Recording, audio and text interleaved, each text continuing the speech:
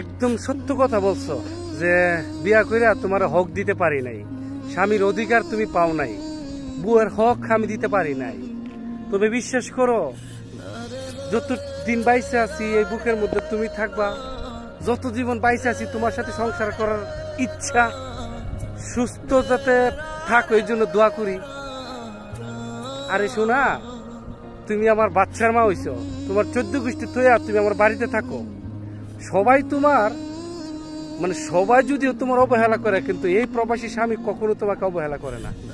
ঠিকই তুমি আমার বুকের মধ্যে বাস করো। অকুপটে হয়তো তোমাকে আমি কয়েকবার বলছি ভালোবাসি, তুমি ভালো কতটুকু বাসি একমাত্র আমি জানি।